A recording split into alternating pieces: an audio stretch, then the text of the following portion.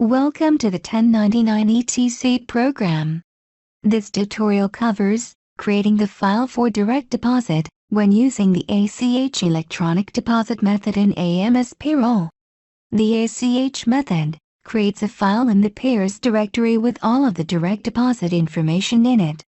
Once the file is created, it is the user's responsibility to have a bank process the file so that the funds can be distributed. The program creates a file that uses the standard NACHA format specifications, ACH. Once the file is created, it is the user's responsibility to submit that file to a bank of your choosing for processing. You will need to contact a bank to set up an account for ACH processing. To begin, the pair, ABC Payroll has been created, and the pair's data has been entered and verified. The pair and the employee banking information has been set up, and the payroll checks have been entered for the employees. On the main menu, select AMS Payroll.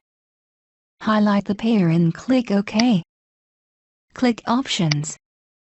Select Electronic Deposits. Select ACH. Most banks require pre-notification for all employees, at least 10 days prior to the first direct deposit. After the first time, pre-notifications should be done for new employees or when an employee's banking information changes. For the purposes of the tutorial, the pre-notifications have already been done. Select ACH Net Pay Deposits. Click OK. Check either selection if it applies, then click OK to continue. Next, select the criteria of the employees to include in the ACH file. For more information on the employee criteria, please refer to the program's help files. Click Next. Enter the check dates to include in the ACH file. The dates refer to the dates on the checks, not the payroll period. Select the check filters, refer to the help files for additional information, and click Next. Select Print Mode for print using software-generated forms to print a summary of the file. Print Preview and Multiple Printing, if checked, will allow you to view the report on the screen. Click Next. The payer information has already been set up. The effective date will need to be edited to reflect the date that the funds are to be dispersed. Verify the other information is correct, and click OK. Click View or Print for a summary of the file. Click Quit to continue. At this point, the ACH file has been created.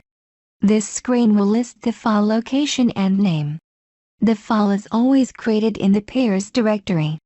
The file name will always start with ACH, and the extension will increment each time an ACH file is created.